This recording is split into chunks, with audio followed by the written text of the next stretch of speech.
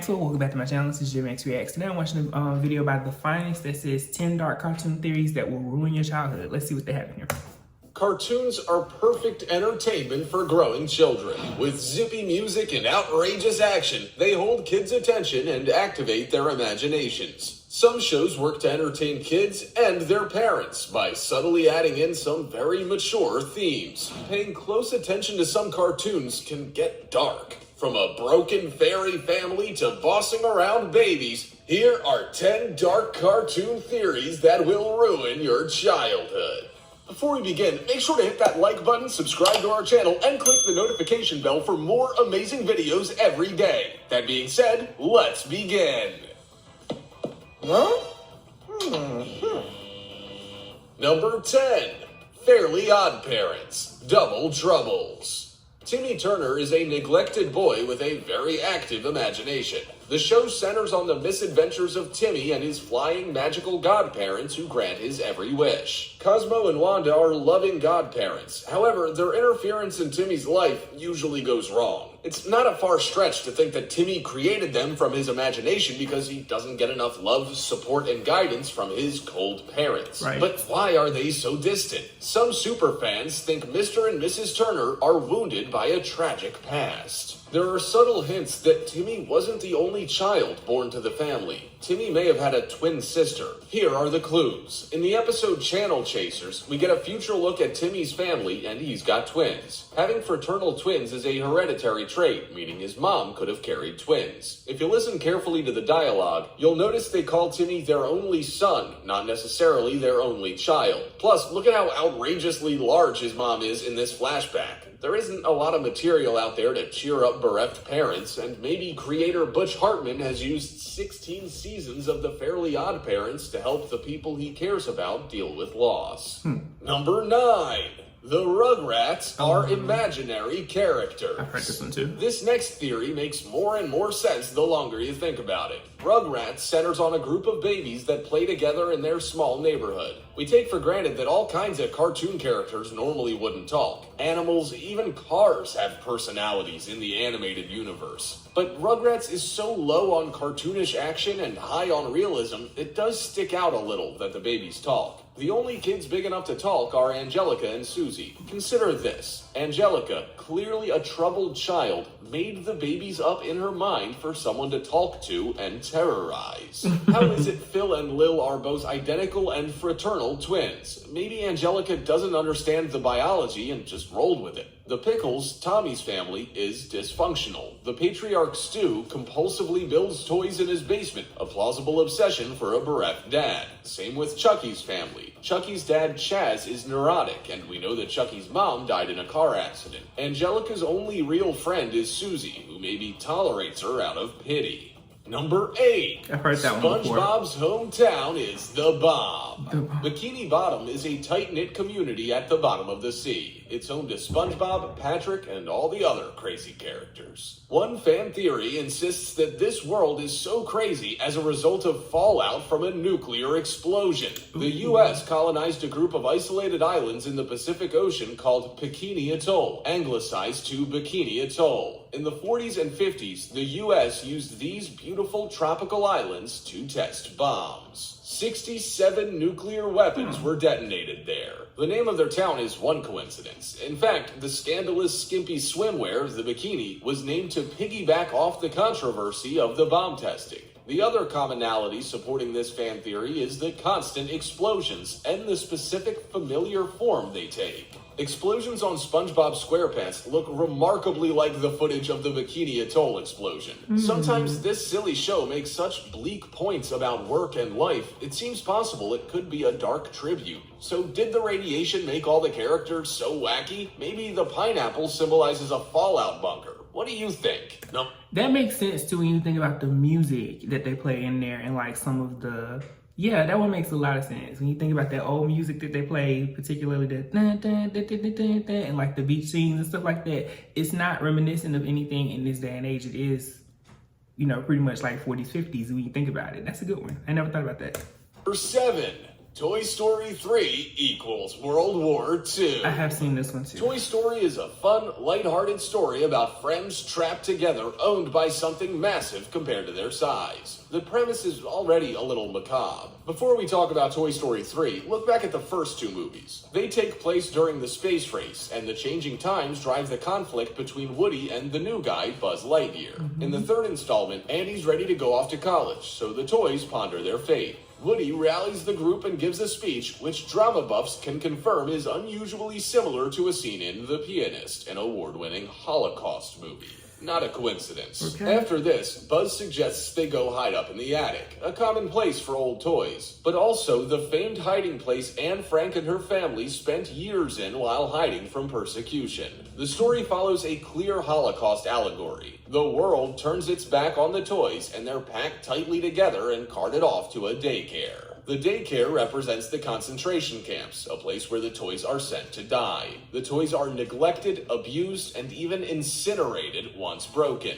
That's dark enough, but there's a huge visual cue telling us to think deeper about what's going on. There's a world map in all three movies, with the map in the third version showing some unfamiliar borders. Knowing how many people work on animated films, especially Pixar films, the inconsistencies can't be an oversight. Right. History buffs who have pondered the changes to maps between the sequels speculate there was a world war between 2 and 3. The similarities are too close to overlook. There are guards, privileged prisoners, all the horrors. The only major difference is the happy ending. In Toy Story 3, the gang is saved by the aliens, reunited with adult Andy, and adopted by a new home.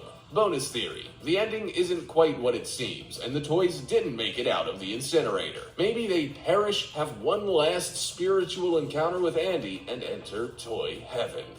Number 6. Ed, Edd, and Eddy. Friends forever.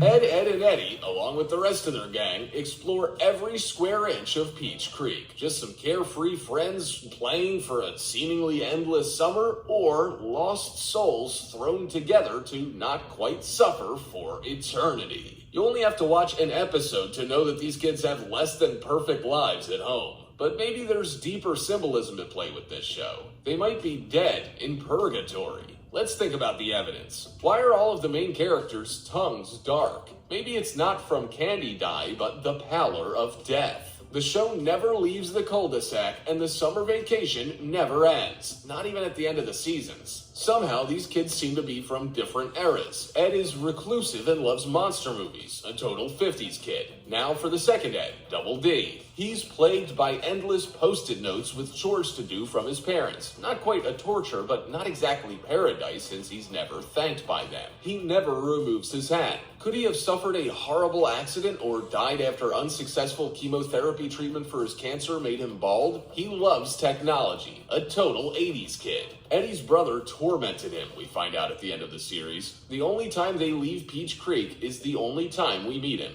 Could this be that they left purgatory to visit hell? Number 5. King of the Hills paternity plot. This show about a quaint Texan dad and his neighbor buddies is chock full of slow burn jokes and smart references. Watch a few episodes and you can't miss the truth about the neighbor boy Joseph Gribble. It's painfully obvious that John Redcorn, Nancy's longtime lover, is the real father. Obvious to everyone but Dale. At one point, conspiracy happy Dale rationalizes his son is so different because he's an alien. Whether we're laughing at Dale or taking pity on him, we are falling for the writer's misdirection. Just as Dale is oblivious about Joseph's parentage, audiences were slow to pick up on Bobby's real father. We all know Hank has a narrow urethra, but have you ever noticed that Bobby doesn't resemble Hank very much, physically or with his personality? How about the way Peggy gets annoyed whenever Bill's around? One time, Bill confesses he and Peggy were intimate in a moment of weakness, to which Hank replies, "No, you didn't, Bill." We laugh at Dale for being oblivious, while the writers are laughing at us. Okay. The new creator, Mike Judge, was a genius when he created Beavis and Butthead, but sweet lady propane did he ever get us with this one. Sweet lady Number propane. 4. Who Framed Roger Rabbit is historically accurate. Kinda. Audiences got more than they planned on watching this live-action cartoon hybrid. A silly romp about clear in the name of a lovable misfit quickly turns into an allegory for institutionalized racism. The parallels between Toontown and America's dark segregationist history are undeniable. When you watch Who Framed Roger Rabbit as a child, it hurts to see humans hate cartoons. Toons, they call them, and you understand that's a slur. Judge Doom executes cartoons at will. Older kids might understand that's lynching. Watch as an adult and you understand the whole premise is about systemic racism. Judge Doom has nobody stopping him from dissolving guilty Toons in his dip, and his plan to dismantle the Toons trolley to build a highway for rich people is the pure lawful evil you can read about in human news today. Even our human protagonist, Eddie, wants to believe that the residents of Toontown he's friends with, like Roger, are some of the good ones. The fact that Eddie struggles with his unnatural attraction to Jessica Rabbit makes this theory hit you like a pie in the face. Number 3. Hey Arnold is a show about Helga. This one doesn't take much evidence to make you consider it could be true. As kids in the 90s, we took for granted Arnold being the protagonist. His name is in the title. But who is actually saying that? It's always Helga. At first, Helga is the villain of the show, always bullying Arnold and calling him football head. Her unrequited love is the main constant throughout the show. Most shows with bullies rarely, if ever, show their home life and explain why they're bullies. Nelson from The Simpsons has a neglectful family. Roger from Doug has a neglectful family. The Fonz, say it with me, had a neglectful family. It's a repeated trope that her father calls her only the girl, and both favor her big sister, Olga. For just a bully, that's a lot of backstory. It's unhealthy to teach kids that when someone's mean to them, it's because they like you. This cartoon takes this idea on directly. Eventually, Helga did confess her true, intense, poorly directed feelings for Arnold. Number 2. Zazu is a traitor.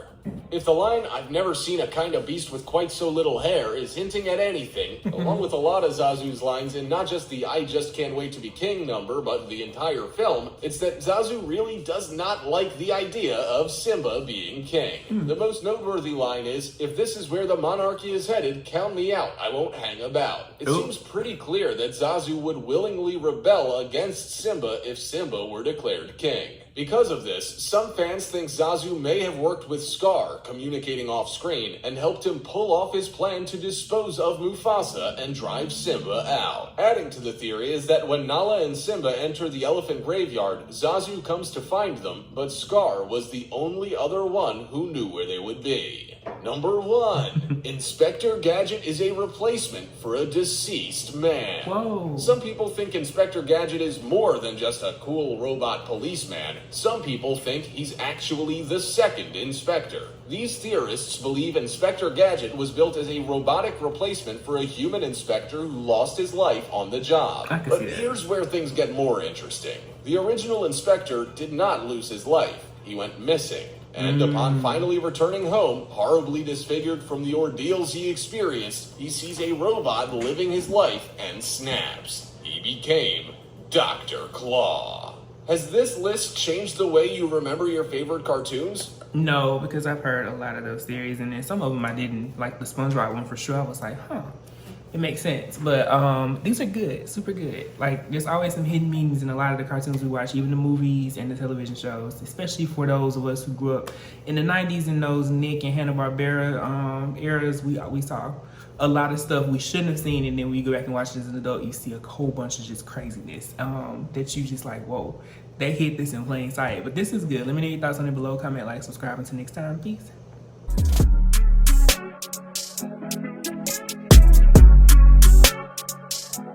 She's